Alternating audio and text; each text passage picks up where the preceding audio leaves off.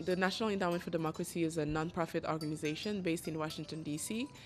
We're funded by the U.S. Congress, and our main mission is to support civil society organizations across the world. The objective of this conference was to bring together our civil society partners from Mali, Burkina Faso, Niger, Chad, and Senegal, for them to, first of all, know each other, to know each other's expertise, and to find ways to collaborate amongst themselves to resolve some of the security issues that the Sahel is currently facing, but also to find ways to be able to collaborate with security and defense forces in the different Sahel countries.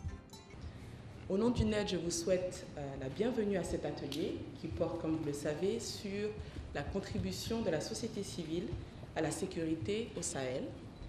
Et à mon nom propre, je souhaite à tous les participants du NED, du Mali, mais également à ceux qui ont fait le déplacement de Niamey, de Ouaga, de N'Djamena et de Dakar, la bienvenue dans mon pays, la bienvenue au Mali. Ma présence ici se justifie par deux raisons fondamentales. La première, c'est que le NED est un partenaire sérieux du Mali. Le NED jouit d'une bonne réputation, eu égard au rôle combien important qu'il joue dans le renforcement de la démocratie et la promotion de l'état de droit dans le monde. Mais si l'on veut atteindre les résultats escomptés, il est essentiel que nos populations, c'est-à-dire nos sociétés civiles, se l'approprient. C'est pourquoi j'adhère à l'initiative du NED. En effet, pour gagner le cœur des populations, il faut agir sous leurs esprits. Le rôle de la société civile se situe avant, pendant et après l'action terroriste. En espérant que vous avez compris le message des forces armées et de sécurité, qui n'est autre qu'un appel à la coopération de toutes les forces vives et donc un appel à la société civile pour faire bloc contre l'extrémisme violent et le terrorisme. Je souhaite plein succès à vos travaux et déclare ouvert l'atelier sous-régional du NED sur société civile et sécurité au Sahel. Je vous remercie.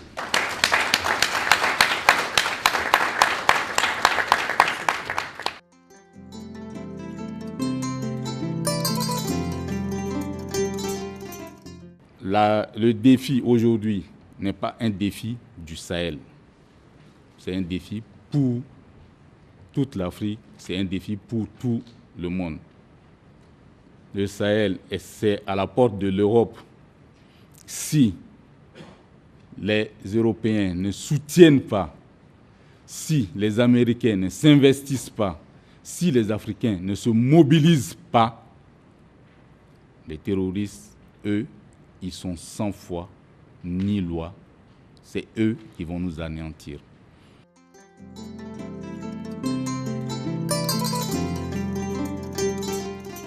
Le NED a toujours eu un coup d'avance pour organiser des conférences avec des sujets qui sont d'actualité, voire des sujets qui sont précurseurs. Le G5 Sahel aujourd'hui est une nouvelle entité politique au sein de l'Afrique de l'Ouest.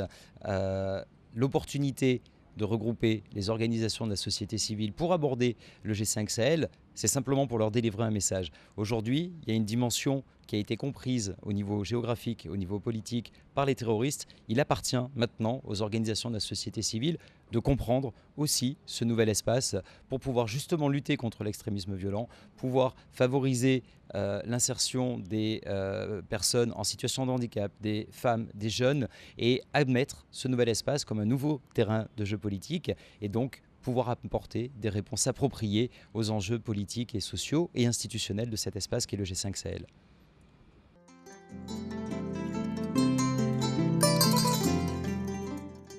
Les radicalismes, je dis bien c'est des mots interchangeables, mais il définit très souvent quelqu'un qui tient son opinion, c'est-à-dire qui est un peu arrivé au bout de ce processus, qui tient son opinion, sa foi ou sa position comme infaillible ou indiscutable à tout point de vue.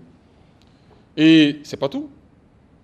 Fort de cela, il s'oppose, il refuse tout autre système.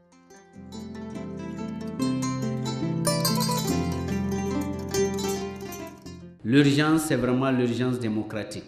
Et donc, l'urgence démocratique pour que il y ait vraiment une gouvernance démocratique dans tous les secteurs, y compris si on s'appuie uniquement sur la sécurité en oubliant les élections, en oubliant la lutte contre la corruption, en oubliant la lutte contre l'impunité. Et nous allons passer des siècles, suivant cette expression juive, à talonner le salut.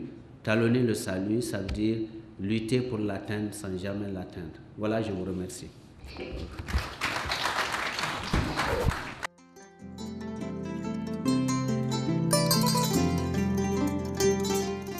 C'est une conférence qui était bienvenue et qui était une nécessité. En plus, ça va nous permettre de ce qu'on a fait. Donc aujourd'hui, à l'issue de ces 3 jours, nous allons essayer de travailler en réseau, donc de mettre en synergie nos actions et nos forces. Et je pense que c'est vraiment salutaire.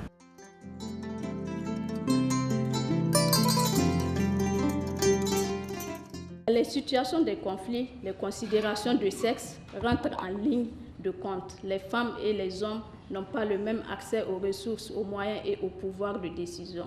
Si aujourd'hui nos jeunes se donnent aux actes terroristes, c'est parce que tout simplement, il y a la pauvreté. Et nous savons tous qu'aujourd'hui, si la mère ou les mères ont des activités génératrices de revenus, elles peuvent venir vraiment aux besoins de toute la famille et pouvoir maintenir vraiment les jeunes à ne pas se donner à ces actes.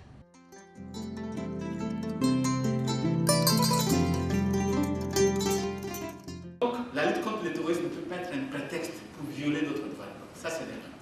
Et s'il y a des violations des droits de l'homme, les violations des droits de l'homme donnent un prétexte aux terroristes pour justifier, donner la légitimité à leur action.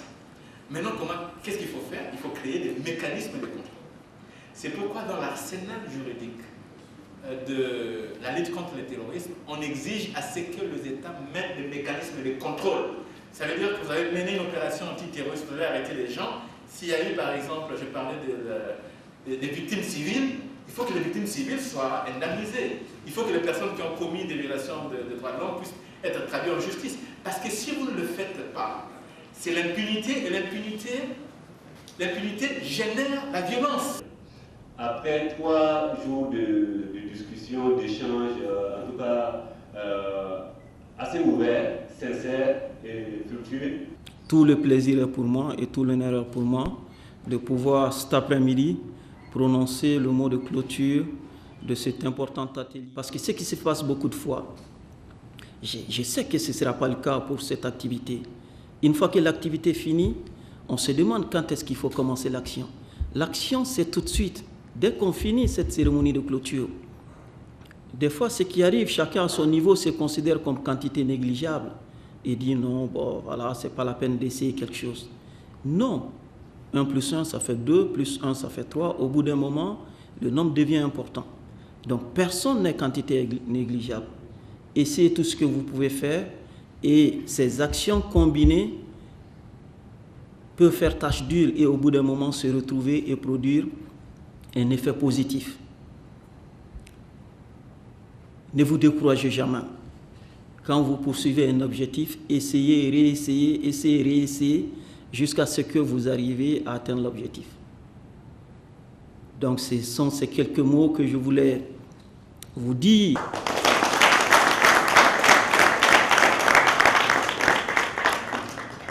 Merci à tous celui qui s'est auto-proclamé démocratiquement maître de cérémonie. Vous remercie. I'm very happy with the results, first of all, because, again, those civil society partners of ours were able to know each other. They've exchanged contacts. They've created a coordination mechanism. They've created, actually, a G5 Sahel for civil society organizations. So they came up with a list of recommendations that they made to the security forces of their different countries, but they also pledged to work together after this conference to continue their efforts across borders. So the next step is, first of all, that the NED is going to continue to support these organizations. We are hoping that they will come to us with a regional project that will support civil society efforts in curbing some of the security issues that we're seeing in the Sahel.